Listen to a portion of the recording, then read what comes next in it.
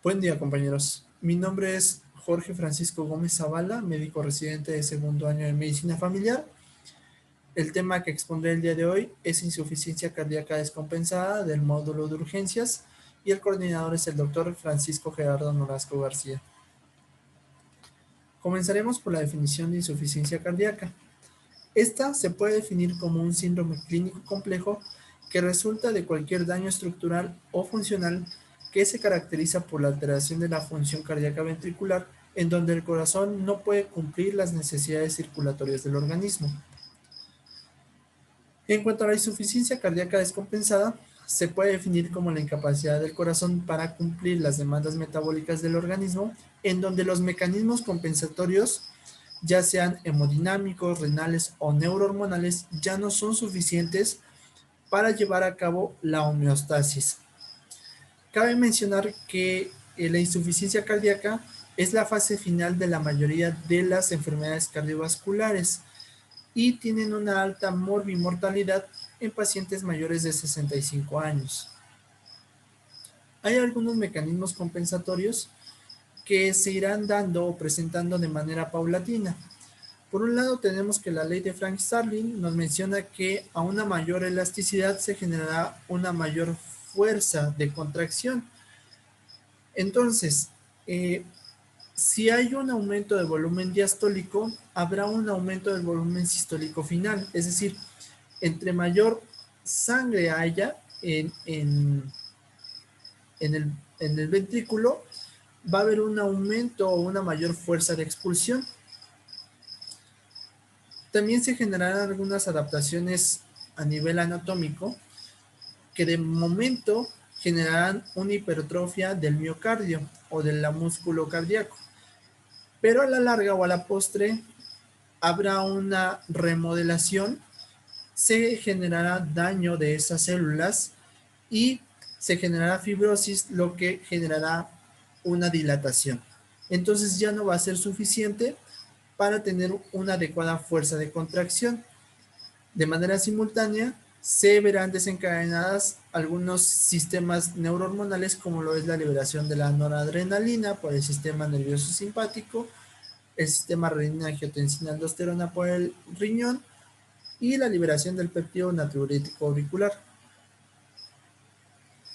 En cuanto a la fisiopatología de la insuficiencia cardíaca, pues bueno, habrá algunas situaciones o factores que generarán una disfunción ventricular. Habrá factores de descompensación cardíacos o extracardíacos. En cuanto a los cardíacos, podemos englobar a los síndromes coronarios agudos, la hipertensión arterial no controlada, las arritmias o el embolismo pulmonar. En cuanto a los extracardíacos, podemos englobar al abandono de los tratamientos, situaciones que aumenten la demanda del gasto cardíaco, como lo es el estrés, el aumento de la actividad física, la fiebre, anemia, embarazo, hipertiroidismo o enfermedades como la insuficiencia respiratoria o insuficiencia renal e infecciones. Estas situaciones generarán una disfunción ventricular que, por una parte, generarán un bajo gasto, poniendo en marcha el sistema nervioso simpático con la adrenalina o noradrenalina, aumentando la frecuencia cardíaca y las resistencias periféricas, aumentando así la postcarga. Por otro lado, al aumentar las resistencias periféricas, habrá una disminución del flujo renal, aumentando el sistema renina-angiotensina-aldosterona, que a su vez va a aumentar la reabsorción de sodio para retener más líquidos. Entonces aquí se generará una redistribución del líquido, lo que generará un aumento de la precarga y generará así un círculo vicioso en donde en un inicio habrá una hipertrofia ventricular, pero a la postre se generará dilatación del ventrículo. Para su diagnóstico contamos con los criterios de Framingham, donde se establece que para determinar insuficiencia cardíaca es necesario cumplir con dos criterios mayores o uno mayor y dos menores. En cuanto a los criterios mayores, se encuentra la octornea, la disnea paroxística nocturna, la ingurgitación yugular, los estertores crepitantes, la cardiomegalia radiológica, el edema pulmonar radiológico o el ritmo de galope o tercer tono. En cuanto a los criterios menores, se encuentran los edemas malolares, la tos nocturna, la disnea de esfuerzo, la hepatomegalia, el derrame pleural, la taquicardia sinusal, más de 120 latidos por minuto, o la pérdida de peso de más de 4 kilos en 5 días con un tratamiento diurético.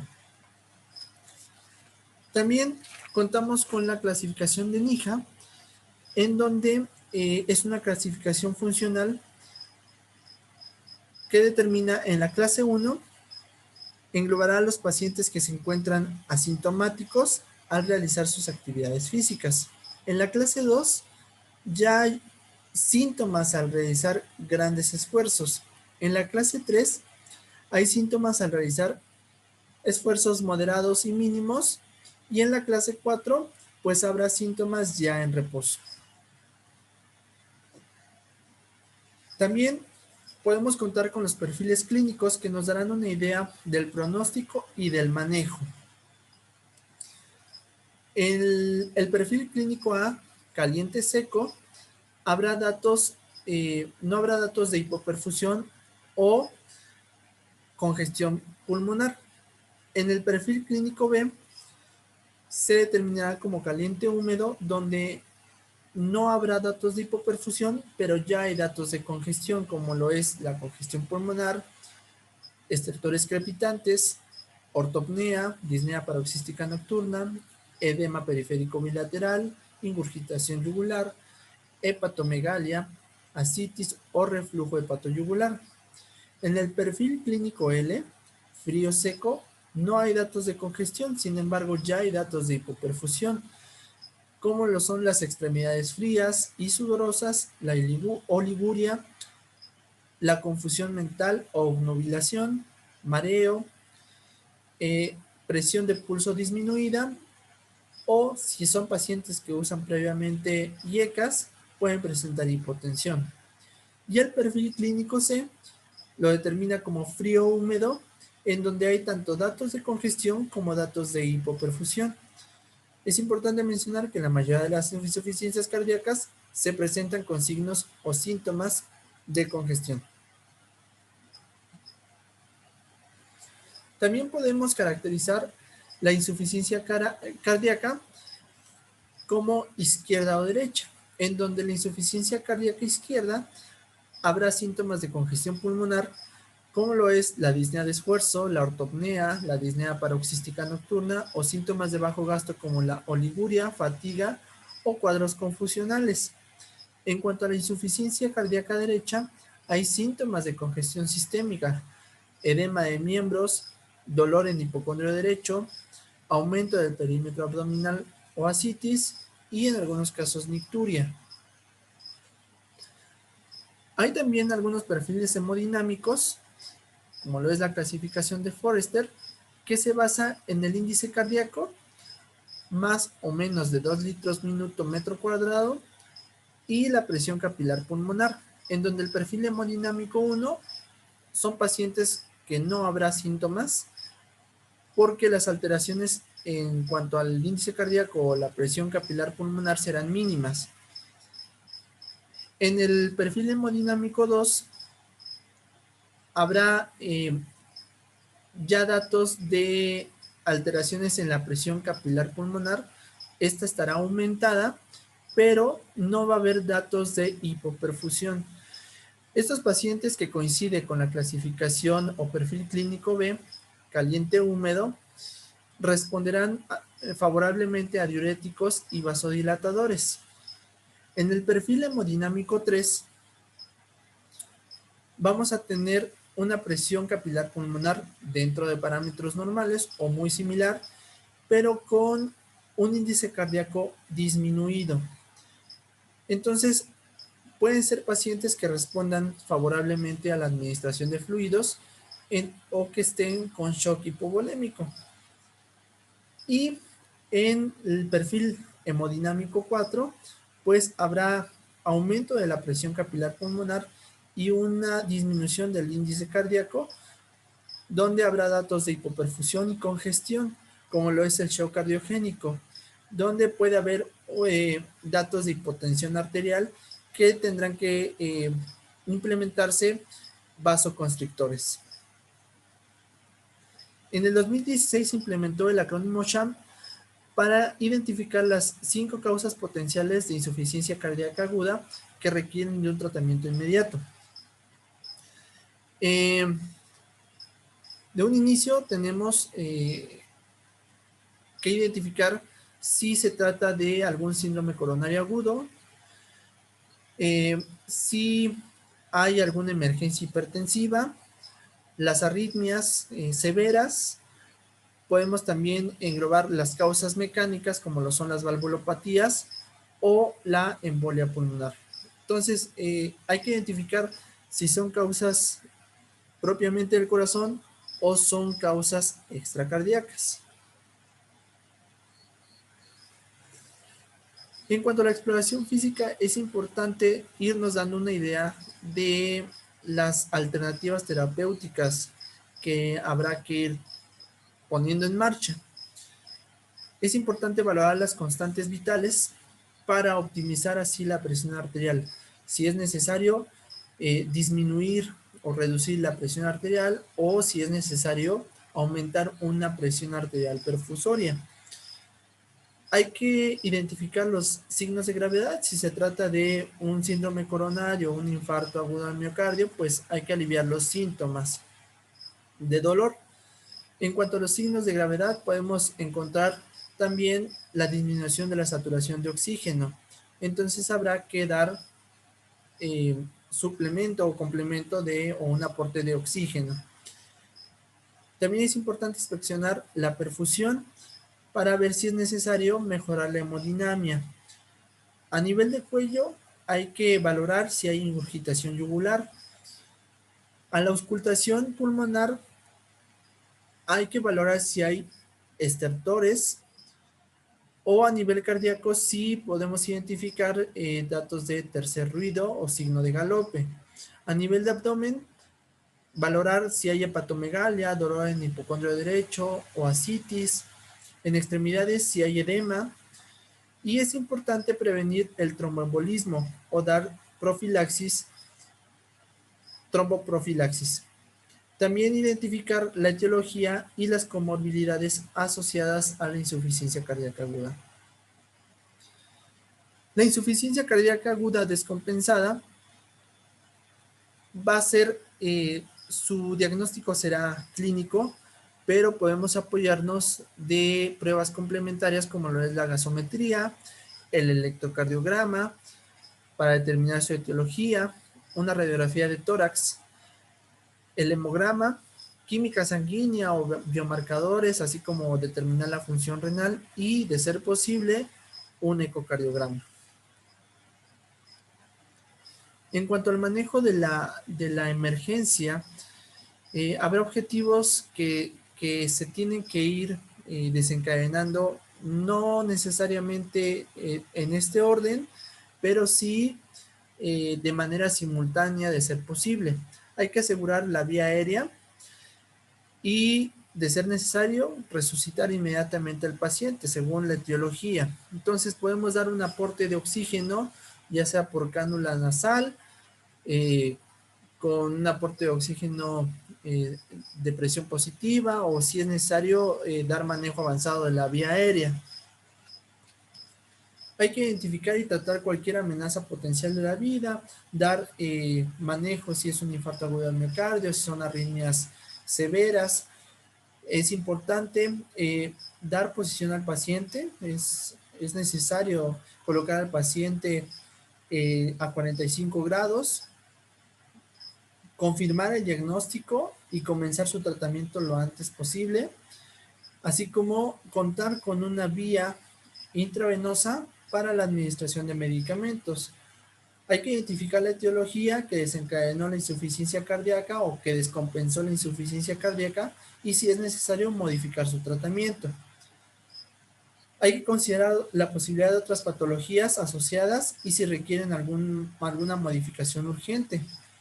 También es importante apoyarnos de una sonda vesical para, si es un paciente en el que consideramos necesario implementar fluidos, pues es importante ver si estamos teniendo una función renal adecuada. Monitorear y reevaluar al paciente continuamente para asegurar su mejoría clínica y hemodinámica, estratificar el riesgo del paciente y planificar su seguimiento. En cuanto al tratamiento farmacológico, habrá que ser enfático en esta situación porque dependiendo de las características clínicas del paciente, es importante individualizar el tratamiento. En este sentido, los pacientes con una insuficiencia cardíaca estable, una clase funcional 1-2, pueden ser tratados de forma ambulatoria. Un ejemplo, pues en el tratamiento inicial frente a una insuficiencia cardíaca con una presión arterial normal, en pacientes con historia de insuficiencia cardíaca crónica y sobrecarga de volumen, pues hay que dar prioridad a la terapia diurética. Podemos dar furosemide intravenoso o vía oral de 20 a 40 miligramos cada 8 horas. Si las patologías de base lo permiten, también se puede asociar a diuréticos ahorradores de potasio, como lo es la espironolactona de 25 hasta 50 miligramos vía oral cada 24 horas. En el caso de los pacientes con una insuficiencia cardíaca descompensada, respecto a su situación basal previa, con una clase funcional 3-4, hay que dar tratamiento urgente. Estos pacientes, por ejemplo, en un tratamiento inicial frente a una insuficiencia cardíaca con una hipertensión arterial, una emergencia hipertensiva, hay que dar prioridad a los vasodilatadores como la nitroglicerina sublingual de 1 a 3 miligramos cada 6 horas o cada 4 horas, o en infusión intravenosa de 10 a 20 microgramos minuto, o el nitroprusato de sodio a dosis de 0.3 microgramos kilogramo minuto, y podemos hacer incrementos hasta 1 microgramo kilogramo minuto hasta un máximo de 5 microgramos kilogramo minuto. Si es necesario, podemos, y si el paciente o sus comorbilidades lo permiten, podemos hacer uso de IECAS, un ejemplo, el enalapril de 5 a 20 miligramos vía oral cada 12 horas, o algún ARA2, como el losartán, 50 miligramos vía oral cada 12 horas. Y también hay otros medicamentos que complementarán el tratamiento para la insuficiencia cardíaca, dependiendo las manifestaciones clínicas de cada paciente, como lo es la morfina y sus análogos en una fase inicial. Por ejemplo, la morfina, 3 miligramos en bolo IV, y se puede repetir si es necesario de 3 a 5 minutos. Hay que dar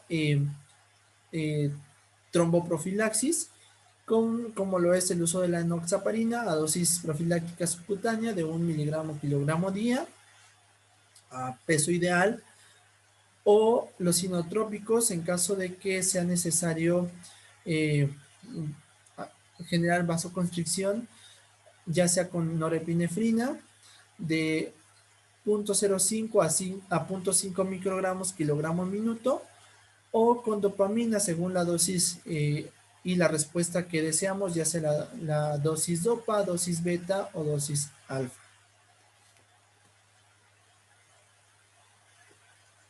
Y bueno, con esto concluyo el tema de insuficiencia cardíaca descompensada. Me gustaría mencionar que es importante eh, guiarnos por las características clínicas de cada paciente y determinar así el manejo individualizado, ya sea que sean pacientes con alguna otra comorbilidad, que sean pacientes con una insuficiencia cardíaca de origen agudo o una insuficiencia cardíaca crónica descompensada. Habrá que determinar, no en todos los pacientes podemos llevar como tal una receta, pero sí determinar de manera ideal el manejo eh, no farmacológico y farmacológico para cada paciente. De mi parte es todo. Espero sus comentarios más adelante y muchas gracias.